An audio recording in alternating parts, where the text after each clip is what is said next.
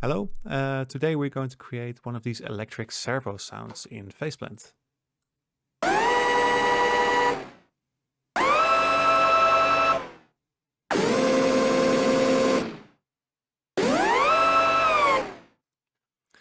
I found patches like this pretty useful often as a layering tool and to create a big variation of electric servo sounds in a really short amount of time. You can easily make variations on this by using different waveforms or just changing minor things in the patch. So I hope that's useful for you. So without further ado, let's start with a blank slate.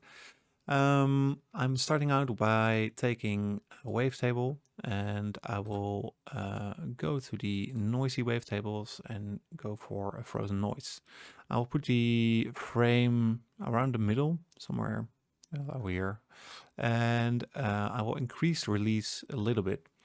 And one thing that I will immediately do is assign one of the macro parameters to the release, because it might be interesting later on to play with it. So I'll call this one release. And when I hit one of my keys and increase release, the release here on the module is increased as well. The other thing that I will do is pitch the master pitch all the way down to, let's say, 27 semitones. And I will assign the first macro parameter to the master pitch, and I will compensate that with my macro parameter. So I will pitch up with my macro parameter, which I will call pitch, also for 28 or 27, it should be 27 semitonals, and that means that when I leave this all the way at the bottom, it will be pitched down 27 semitonals, and when I pitch it all the way up, it will sound just normal. For now, I'm leaving it all the way at the bottom, and I will play a little bit here with the harmonics. And what this is that it doesn't really change the pitch in semitonals, but it changed the harmonics relatively. So I can multiply the harmonic that's being played or that's being converted. And in this case, I'm going to set that at, let's say, it's going to be pretty random, but I just don't want the exact pitch all the time. So I'll put it at 0.766. So another thing that I want to do is add some movement, and I'll take an LFO for that. Just take a normal sine LFO here. I'll put this at, let's say, 14 Hertz and assign that here to the frame. And it will add a little bit of movement there.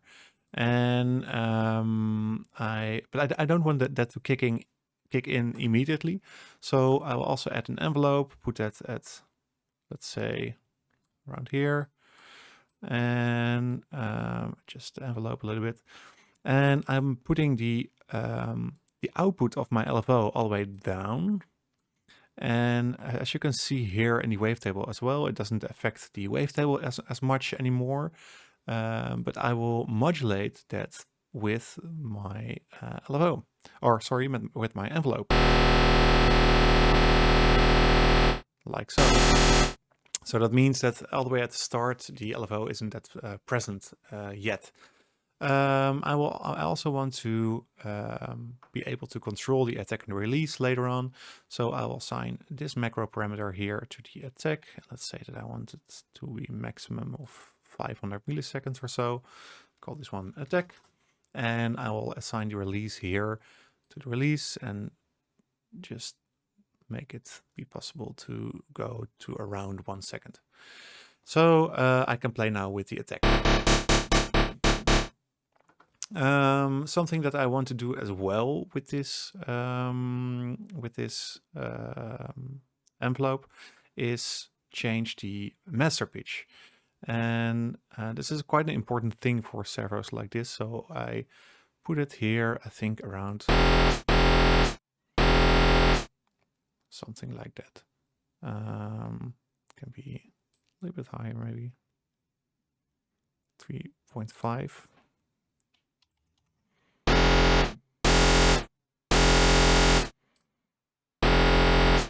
Make the release a little bit shorter. Attack a little bit higher, but I will do this with the macro. All right. Okay, secondly, I'm going to turn the volume a little bit down, and this wavetable is now going into lane 1, but lane 1 is also going into lane 2, and lane 2 is going into lane 3. But I want everything to go to lane 3 after lane 1 immediately, because I want lane 1 and 2 later on to mix, have a different processing chains, and bring it all together in lane 3 with the master processing, if you will, over there. Okay, let's add another wavetable. I will call this first one wavetable 1, and the second one wavetable 2. This one is going to be a noisy wavetable as well, and let's see, let's take the simply one over here. I will go a little bit in the middle, somewhere around here, and this one is going to be a low harmonic as well. So let's put this down to, let's say, somewhere over here. So this is really like the lower end or the lower body of the servo motor that we are now going to create. Here too, I'm also going to add a little bit of release and modulate that as well. It doesn't have to be exact all 1 second. It's nice if they all have a little bit of different different macro modulation and different releases, so that it's never exactly the same, because that then you have also those imperfections that you would hear in electric servo motors that we are trying to mimic here. Another thing is that I also want the LFO over here I'm going to increase a little bit this. Yeah, like this. The envelope over here, I wanted to modulate the frame.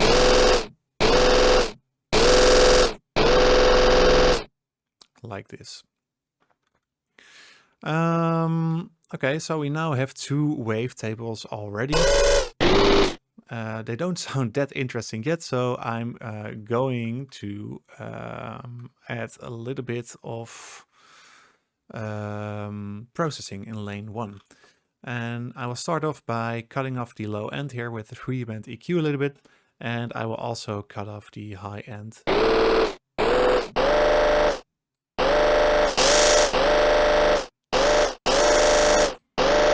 Play around with that a little bit. After that, I will also add a chorus to give it some some space, some movement as well. Not completely though. I want it to be pretty subtle, something like this. Let's also do some filtering, and what might be interesting here is the actually the Formant filter. Yeah, and what this does is it's kind of processing the sound signal through all these Formant filters, where you can interpolate between. So let's take a listen and get this really vocal properties because of that. But in this case, I'm just going to put it over here somewhere. I'm going to turn the Q a little bit down. And I will make another LFO, quite similar to the first LFO that we created. Also sine wave, but let's put this one at 10. Also just because they have different modulation rates by doing this. And we can assign this to the Y parameter of this Formant filter, which is super interesting, I think.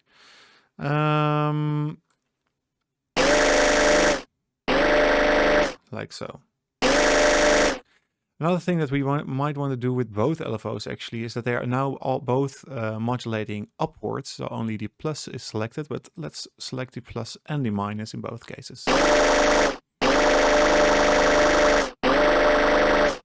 I'm going to put the Q all the way down, because otherwise it's too intense for my liking. And here too, I'm going to reduce the percentage all the way down here. And instead of using this envelope, I'm going to make a copy of this envelope, because I want to have just a tiny little bit of difference in these kind of things. And I'm going to modulate the percentage of the LFO here.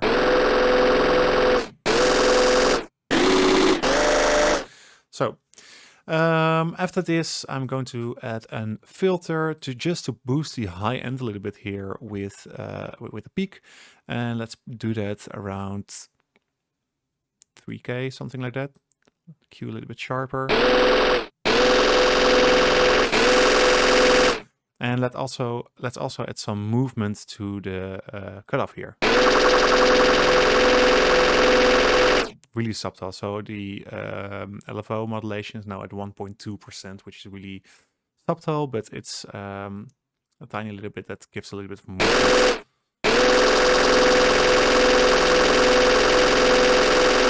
Yeah, let's put it at 2.9%. I also want a low pass filter, which I'm going to put over here, but I will take one of the macros and assign it to the cutoff. Make it go all the way up to 20K, something like that. And we call this one filter, so that we can control the filter of this whole lane. So now we have a pretty strong low pass filter at 1K. But if I put it around here, we just take off the really high end of this whole signal over here. So without further ado, let's mute this one for now, because we are going to add some noise. And I'm going to do that by creating a noise layer. We have now plain noise. Watch your ears, like this. And I'm going to add a filter. You can add that in between by holding Alt on your keyboard. And you can add a filter in between or before it goes into the envelope. In this case, a bandpass filter will do, and I'm going to make it twice as intense. Put it around, around 400, something like that. Over here. And I'm going to add also the envelope here to the cutoff. Make this a little bit faster. Okay. Let's see if I can add a little bit of movement as well here to that cutoff. And instead of routing it into lane 2, let's give this a separate lane, separate processing chain. So in this processing chain, I want to give it a little bit of tonality. And to do that, I'm going to add first a resonator. I'm putting it on a C3 here, but I'm not going to mix it completely. Really subtle, like this. After that, I'm going to add a frequency shifter. Let's put it down a little bit. Here, around -900. And I take one of the LFOs. Let's take the first one. And make it go all the way up to +865. Let's give it a comb filter afterwards to give it a little bit more, of those typical comb filter tonality, if you will. Let's put it at around 320. And this one as well, I'm going to give a little bit of an this envelope. I'm going to make this a little bit steeper at the attack. And let's give that here to, let's make it go to 1.14 kilohertz. Let's make it a little bit less intense, like so. I think the frequency shifter might be a little bit too intense.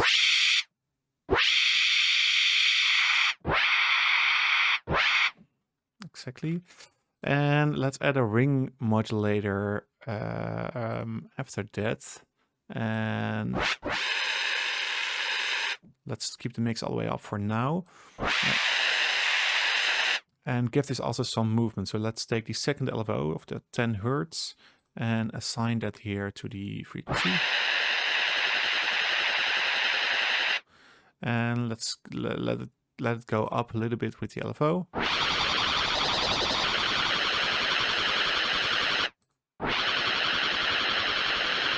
I'm just playing around now a little bit with it.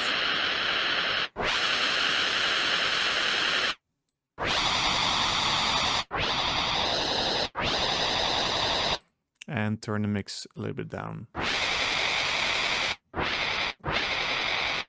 I'm also going to look back into the filter that's in the module group over here, and maybe let it go a little bit less high in frequency.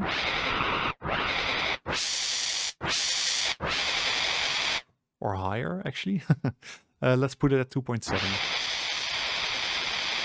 2.9. Turn the gain a little bit down. And yeah, that's about it. So a lot of those servos also have some kind of starting tick, and we can also do that with noise. So I'm going to add another noise module, which sounds really intense now. I will also let it go to lane 2, and instead of having it going on all the time, I'm just going to give it a really short ADSR or short envelope. I'm also going to give it a filter, which is going to be just like this. Let's go down a little bit, and I'm going to create another envelope.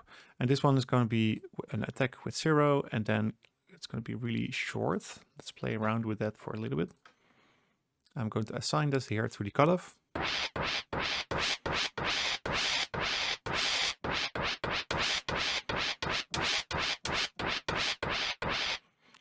Okay, and before playing with that further, I'm also going to add some distortion. Let's give it some sine distortion.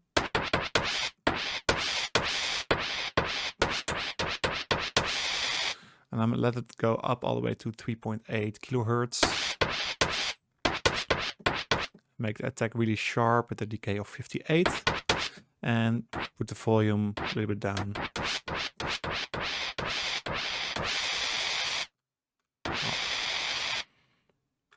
All right. So let's play the other wavetables now together.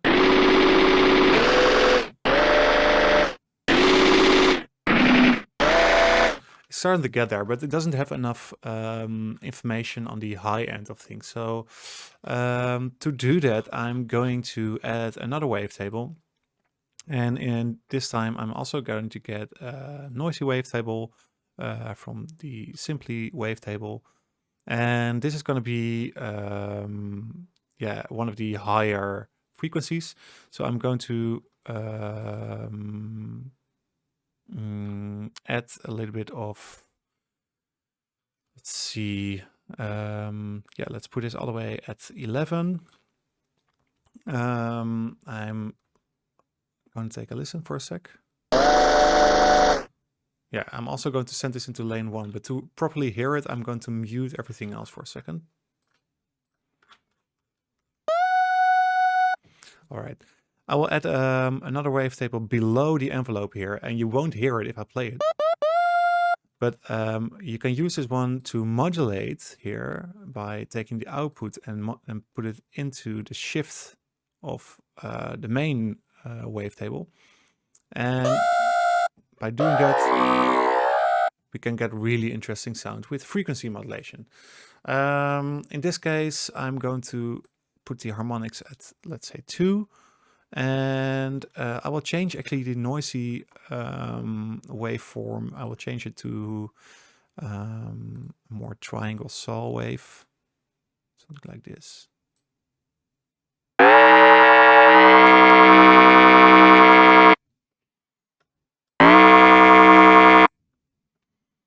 All right. I will take away a bit of the low end by adding a filter, again with holding Alt. I'll put the low end down a little bit like this. It's 440 Hertz, it's all right.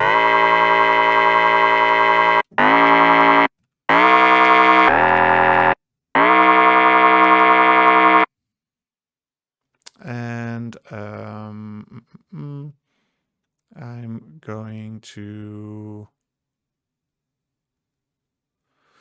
Yeah, I can also play around with letting it modulate itself. That's also quite interesting. Then you get a feedback loop. So let's put this down for a second. This one here. And take the output and modulate it. Take the output of the envelope and let it modulate itself. So then we're getting, it's getting frequency modulated by its own output.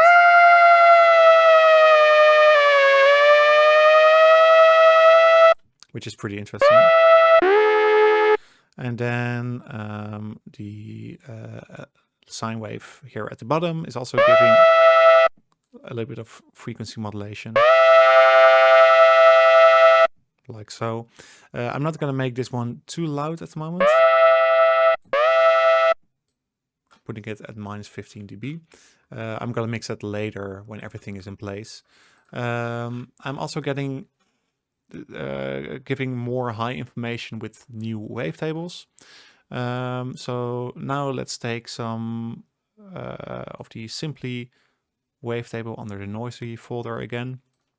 And let's put this all the way up at, let's say 9 over here, but let's not make it exactly 9, a little bit more random, so that it doesn't become too tonal. Let's put it here at 25 or something like that. I'm going to add the LFO that we have over here and also add it here to the frame. And I'm also going to add the LFO here to the pitch here, but really subtly. Let's put it at 0.4. And this is high pitch. I'm going to copy this whole thing and make this second one a little bit higher even. These ones, these things, they don't need to be too loud. So let's put it like this. Put it like this or something like that. Also, I want them to decay a little bit over time. So let's give a really long decay and put the sustain at something like 80%. Now mix it in with all the other layers.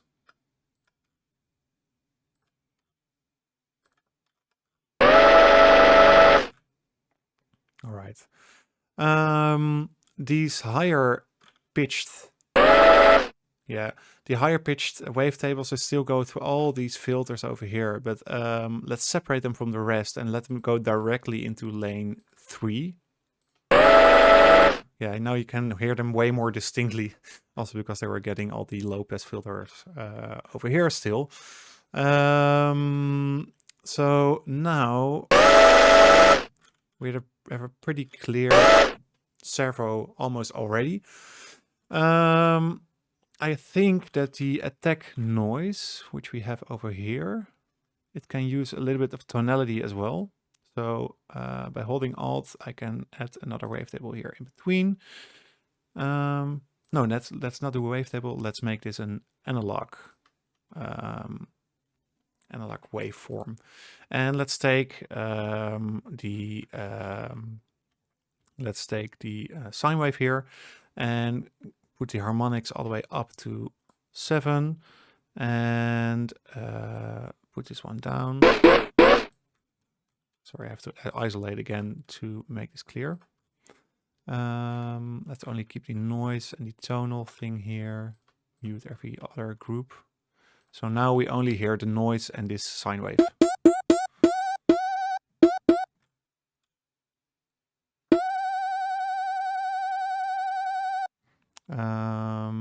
Yeah.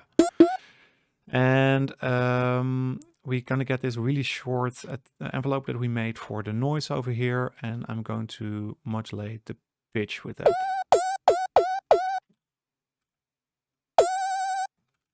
I'm still hearing one of the voices. Oh yeah, here. There's still a high wavetable voice on over there. Okay, so we have the sine wave over here. It's almost like a snare or a kick.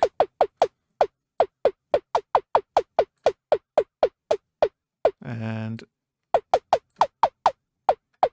let's make it really short. Also put the decay down here a little bit. And let's put the gain down.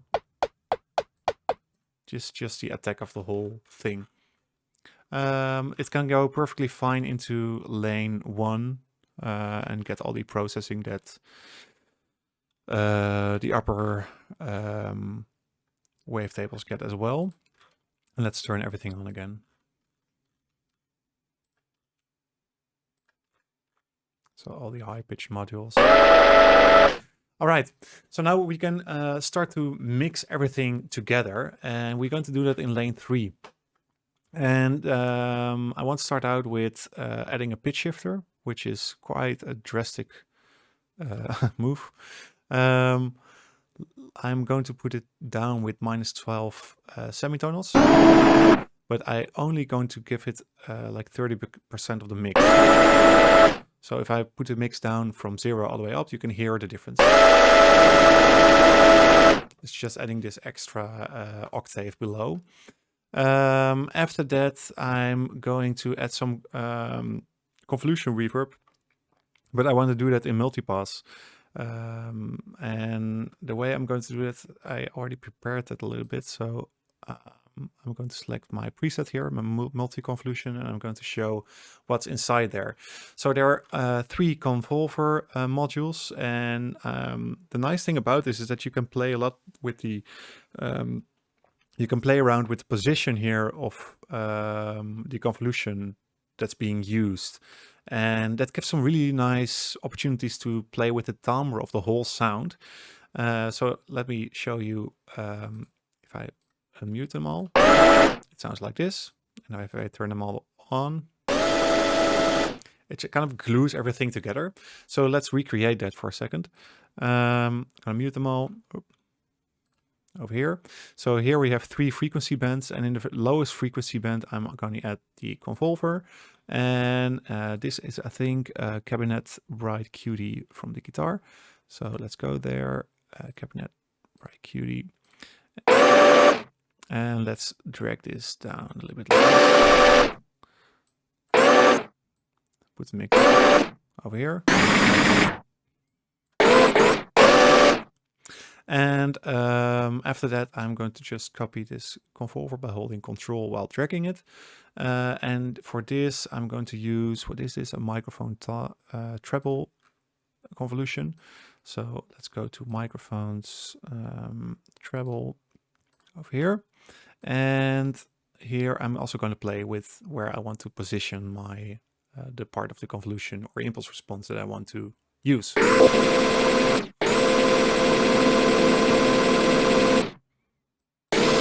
Let's put it like that. After that, I will also take another convolver, go back to the guitar cabinets, and let's see, which one was it again? The stuffy, I think. Yeah. Over here. Let's take this one and play around with it a little bit. I'm also going to drag this, let's say, to 1.7 kilohertz so that I can have more information that's going here through this last convolver.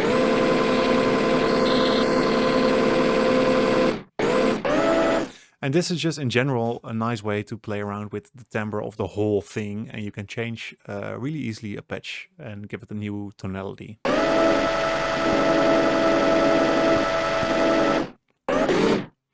Okay, now let's add a little bit of distortion.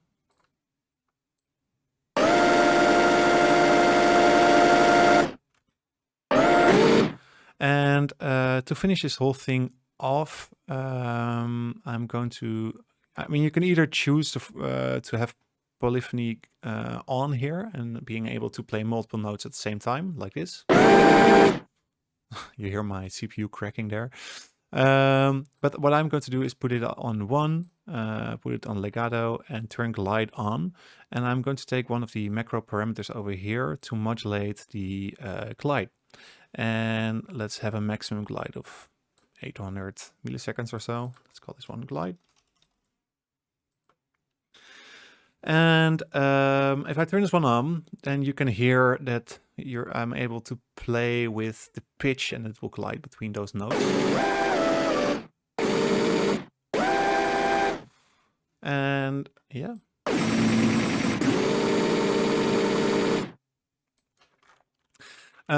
Let's take another look at the mix before I finish this off. So I think we can still have a little bit of more of the high information. So let's crack this up a little bit.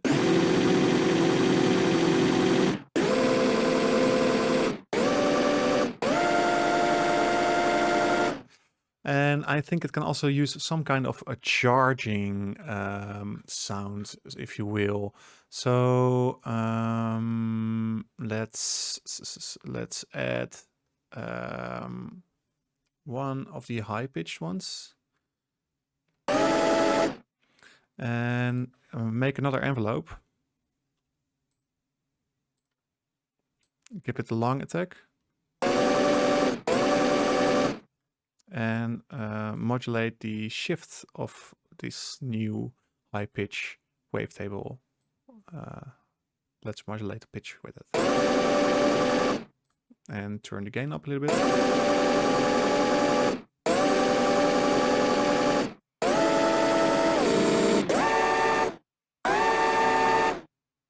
Let's go through a few wavetables. And turn the gain down a little bit. So I took the singularity one, which is also in the noisy wavetables over here. So yeah, there you have it. This is a way to, I think, get really interesting servo sounds, which can be used as layers, or if you need to have a lot of servo sounds, it can be an interesting way to really easily get some variations going. We have the filter over here, which can be turned open. We have the pitch to pitch it up and down a little bit. And yeah, it's just a nice way to play around with it. You can do all kinds of crazy stuff to add it on top of this. For example, you can add note information, make it sound different on different parts of the keyboard. But this is kind of the basics, I think, to get a sound like this. So I hope you enjoyed it. I hope it was of any use to you. And I hope to see you next time.